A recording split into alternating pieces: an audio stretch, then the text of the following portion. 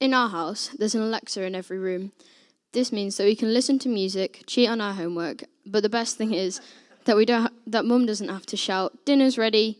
Instead, she just tells Alexa to announce it.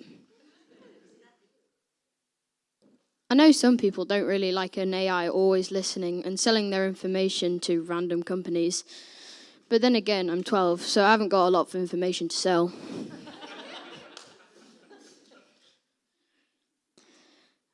I don't know about you, but when I pray, I can feel like no one is listening. When you say Alexa, it flashes up so that you know she's listening. But there isn't a light to say that God's listening. But also, God doesn't just want to listen to us. He wants to talk to us too. So it's not just a question of, is God listening? It's also a question of, are we listening? In the Old Testament, there's a story about a boy called Samuel.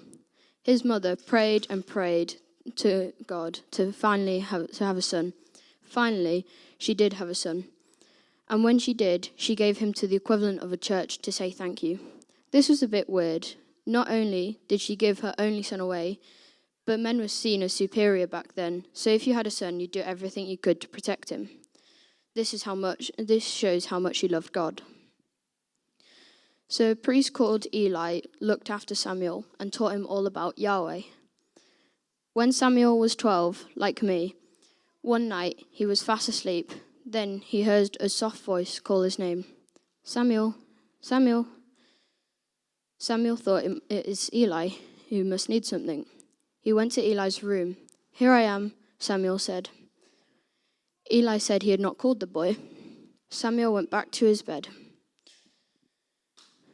Everything in the building was quiet. Suddenly, a voice called again, "Samuel." The boy jumped from his bed and ran back to Eli's room. He asked Eli what he wanted. Eli said he had not called the boy.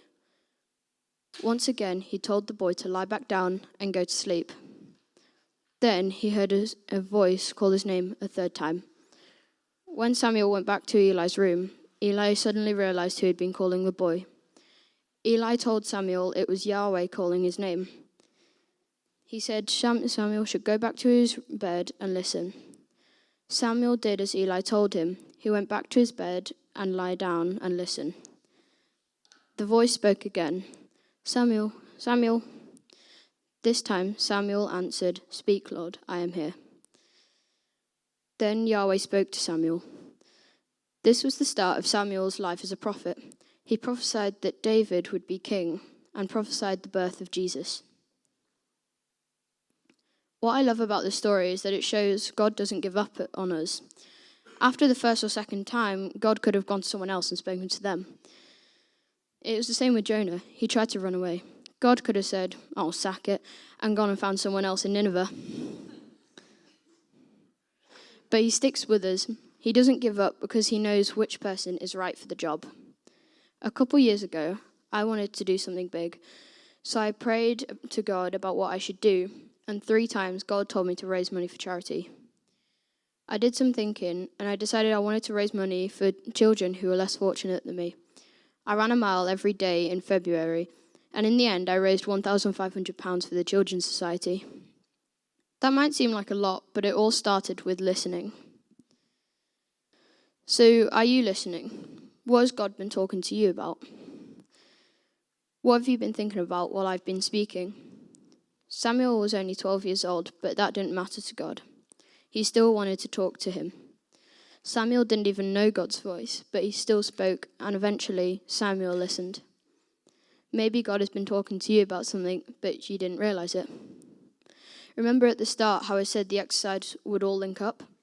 The person on their own didn't know who was speaking, a bit like Samuel, so they had to listen extra hard to figure out who was speaking.